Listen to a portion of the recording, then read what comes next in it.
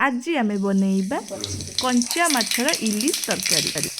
कंचा माछर इलिश तरकारी प्रथमे मु कड़ाई रे तेल नहीं तापर एबे तेल उपरे कला जीरा पकई सारी तापर एठी नहीं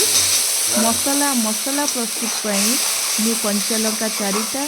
हलदी जस्ट पकई हलदी जी दरकार ता सहित सोरिष गोटा सोरिष रसुण नहीं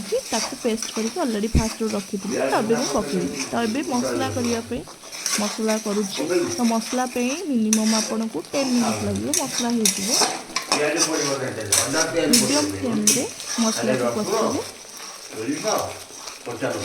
सतरे कंचा माछर इलिश तरकारी बहुत टेस्ट लगे निश्चय प्रस्तुत करी खाते मत निश्चय कमेंट बॉक्स में कहे केमती तबे देखो धीरे धीरे मसला आमर हो आसला देखु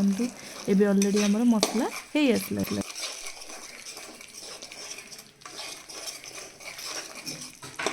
मसला एबे हमर जारी जाइछि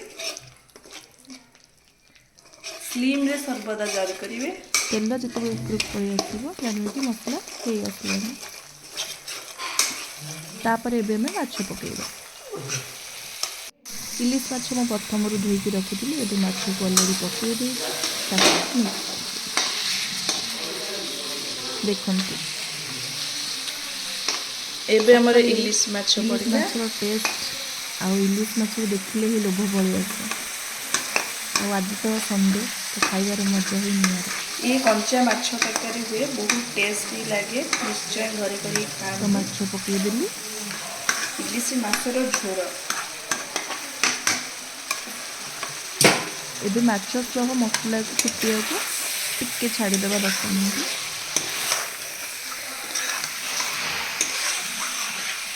मसला पियाज अदा पकेइबेनी रसुण सोरिष कंचा लंका और जस्ट टिके लंका गुंड दे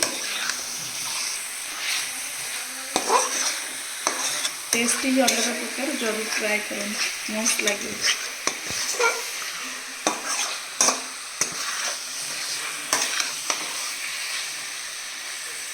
दिन में छाड़ दे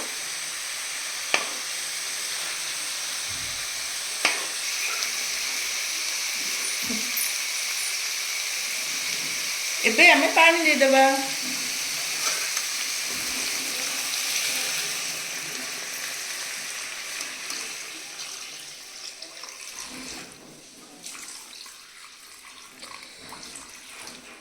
माछटा सिझिया पानी दरकार से पानी दे लुण मु मसला रे ऐड कर देथिली आपण स्वाद अनुसार स्पून ऐड करि परबे एबे भी ऐड करि परबे टिके फुटला पर ऐड करि परबे इलिश माछर झोल निश्चय प्रस्तुत करी खाइबे बहुत टेस्टी लगे कंचा माछर झोल बहुत टेस्टी लगे एबे में घोड़े देबा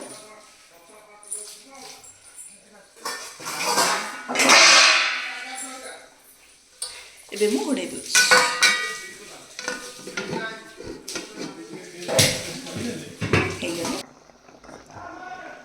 एबे में गरम मसला पके देबा माछटा ऑलरेडी हो आसलानी हो गला फाइनली तापर धनिया पत्र ऊपर पके गरम गरम बाड़ा खाओ निंदे को दिएते एबे हो गला हमर इलिश माछरा तरकारी गरम गरम खांतु मस्त लागियो